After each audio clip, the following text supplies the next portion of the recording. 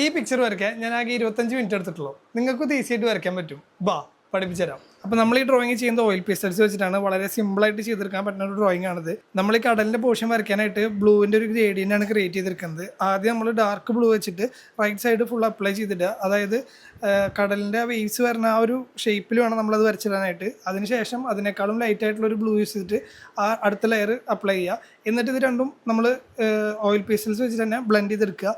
ഇതേപോലെ ഈ ഒരു പ്രോസസ്സ് കണ്ടിന്യൂ ചെയ്യുക. ലൈറ്റ് ആയിട്ടുള്ള കളേഴ്സ് യൂസ് ചെയ്യുക. എന്നിട്ട് ആ ഗ്രേഡിയൻറ്റ് നമുക്ക് ക്രിയേറ്റ് ചെയ്തെടുക്കുകയാണ് നമ്മൾ ചെയ്തിട്ടുള്ളത്. പിന്നെ നമ്മൾ ഈ വേവ്സിൻ്റെ ഭാഗം നമ്മൾ അധികം ബ്ലെൻഡ് ചെയ്യാത്ത രീതിയിലാണ് ചെയ്തിട്ടുള്ളത്. എന്നാലാണ് നമുക്ക് ആ ഒരു ഡീറ്റെയിൽഡ് ലുക്ക് നമുക്ക് കിട്ടുള്ളൂ. പിന്നെ ലാൻഡിൻ്റെ പോർഷൻ വരയ്ക്കാനായിട്ട് നമ്മൾ പിങ്കും അതേപോലെ തന്നെ ബ്രൗണും കൂടിയിട്ട് മിക്സ് ചെയ്തിട്ട് അപ്ലൈ ചെയ്യാണ് ചെയ്തിട്ടുള്ളത്. പിന്നെ ഈ ഡ്രോയിങ്ങിൽ നമ്മളൊരു ബോട്ട് വരച്ചിട്ടുണ്ട്. അത് വരയ്ക്കുമ്പോൾ നല്ലപോലെ ശ്രദ്ധിക്കണം. കാരണം എന്താ വെച്ച് കഴിഞ്ഞാൽ ഭയങ്കര ഡീറ്റെയിൽഡ് ആയിട്ടുള്ള കാര്യങ്ങൾ വരയ്ക്കുമ്പോൾ ഓയിൽ പേസ്റ്റിൽ വെച്ച് വരയ്ക്കുമ്പോൾ അത്യാവശ്യം സ്പ്രെഡ് ആവാൻ ചാൻസസ് ഉണ്ട്. അപ്പോൾ അതുകൂടി ശ്രദ്ധിച്ച് വരയ്ക്കുകയാണെന്നുണ്ടെങ്കിൽ നല്ല വൃത്തിക്ക് വരച്ചെടുക്കാനായിട്ട് സാധിക്കും. അപ്പോൾ നമ്മുടെ ഡ്രോയിങ് കംപ്ലീറ്റ് ആയിട്ടുണ്ട്. അപ്പോൾ ഇതുപോലത്തെ വീഡിയോസിനായിട്ട് എന്നെ ഫോളോ ചെയ്യുക. എൻ്റെ കൂടി ജേർണിയിൽ കൂടുക. Okay, bye bye.